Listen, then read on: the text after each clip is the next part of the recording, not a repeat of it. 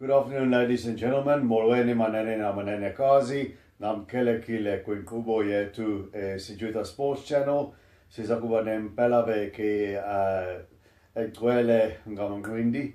We have a full boxing weekend ahead of us. Internationally, we have everybody's consensus pound for pound number one, Vasyl Lomachenko, the Ring Magazine and WBA lightweight champion of the world, going up against the WBO champion, Jose Pedraza, in a big unification fight in New York. And we also have two female stars, Cecilia Brakus, the female welterweight champion, as well as the WBA, WBC and IBF women's middleweight champion, double gold medalist Clarissa Shields defending their titles.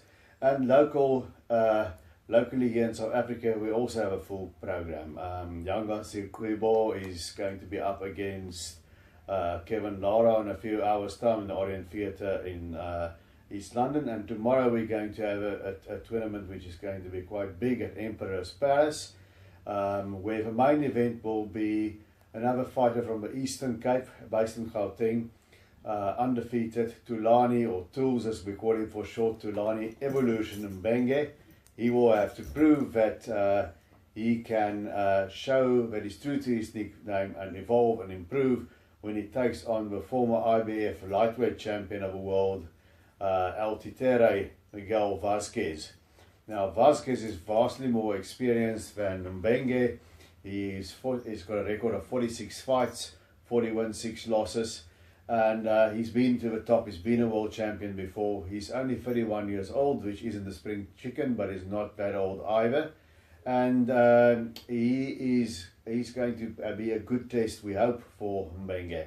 Now, Mbenge has come of age in his last fight, where he stopped Diego Chavez, the former top 10 contender, in 7 rounds. He didn't have any trouble. He showed a lot of poise and patience, good shot selection.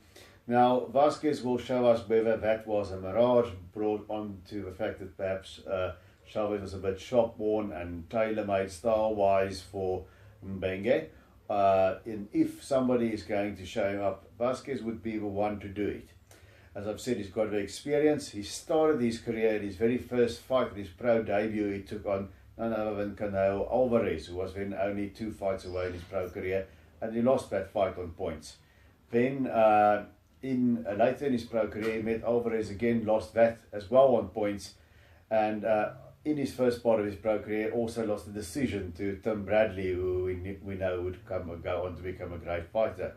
2010, he moved down to the lightweight division, and he got his world title, beating Ji-Hoon Kim for the title, and he made 6 title defenses. And until 2014, he had 2 non-title fights in between. He made 6 defenses, till eventually losing it in a very close split decision to Mickey Bay. Now, since then, he's kept active. He's been fighting all over the world, and he's bounced from junior welterweight to welterweight. He's only lost twice. Those 2 losses were on points to Argenis Mendes. We know him in South Africa for beating Cassius Baloyi, also a former IBF world champion.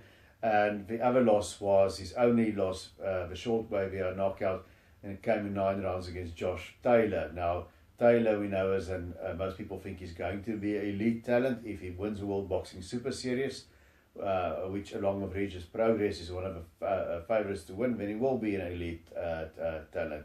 We also know he fought Warren Ubar, and he won as he pleased over there. Now, he stopped Vasquez with a body shot, not a shot to the jaw. So Vasquez has got a very, very solid chin. He's not your typical Mexican fighter. His nickname El Titere means the puppet, and a puppet goes like that. And he has got that sort of wobbly, he feints his way in, he slips here, he moves there, he throws a jab, pops in quickly, throws a few punches, ends up in a clinch, and then gets his distance again, moves around. He's sort of a bit of a boxer spoiler type, not your quintessential Mexican pressure fighter. So stylistically, he's going to be a bit more difficult for Thulani Mbenge.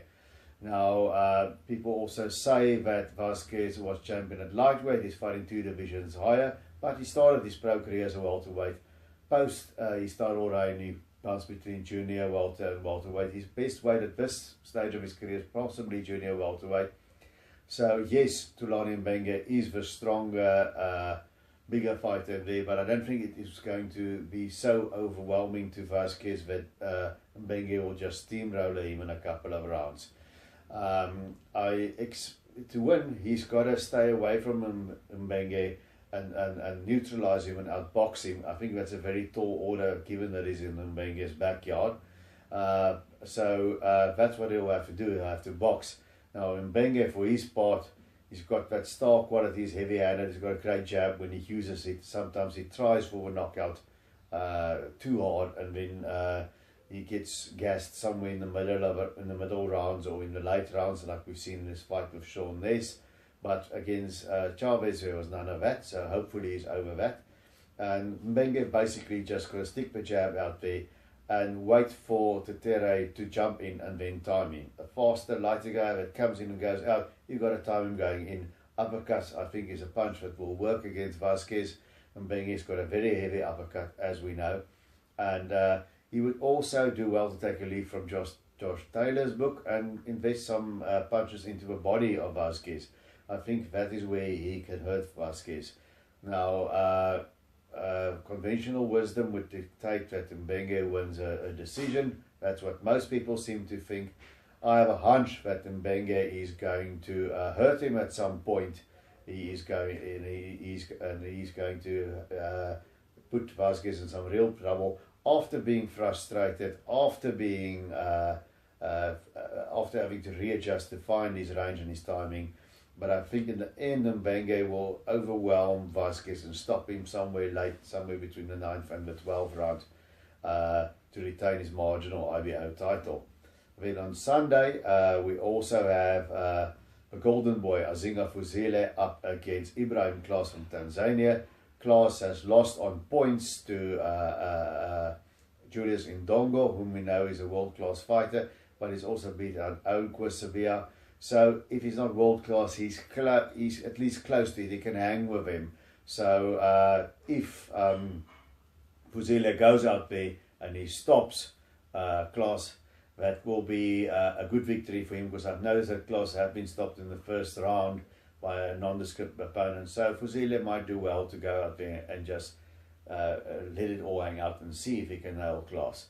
The biggest thing for Azinga Fuzile at this stage is not to get too confident. He's got his worst enemy is basically himself. He's got to just keep improving, because there is still room for improvement, and not get caught up in his own hype, because people are talking world title fights for him next year and all of that. So he just needs to maintain his focus to come through. And on the Thulani Mbenge Miguel Vasquez, on that card, we also have a rematch between the two cruiserweights, Tommy Oosthuizen and Thabiso Mchunu. Their last outing ended in a somewhat controversial draw. Some felt Mchunu did enough to win. Tommy was moving around, shoe shining, the harder punches by Thabiso, but I think they were too few. And will this fight be any different? I think it all depends on Thabiso Mchunu. He needs to be aggressive here, and he needs to really go for it. And if he can do that and hurt Tommy without gassing out, then he could overturn his loss. Although I think it's going to be more of the same. It's hard for Leopard to change his spots, and Thabiso's a counter puncher. I'm not sure if he can really change and be the aggressor here, but he needs to fight like he fought against Ilunga Makabu without gassing, and then he could overturn it. But I'm still sticking with Tommy. So that is my prediction for the weekend. I think Thulani Mbenge beats Miguel Vasquez by a late TKO. Tommy wins a close one on points again against Mchunu. Azinga Fuzile knocks out Ibrahim Klaas within 4 or 5 rounds. Vasyl Lomachenko against Jose Pedraza. I have to do a prediction on that one. We're all pretty sure Lomachenko is going to win this one. The interesting thing is, we know that Pedraza, before coming back and winning another world title against Ray Beltran, got stopped by Gervonta Tank Davis, who's been calling for a fight with Lomachenko. So it'll be interesting to see what Lomachenko does with Pedraza, whether he can stop him with the same relative ease that Tank Davis did. And I think he can. So I would say Lomachenko is going to stop Pedraza within the first 7 rounds. to retain his title and add the WBO version of a lightweight title to his collection. So that's it for me for this weekend. Enjoy the fights and keep those gloves up.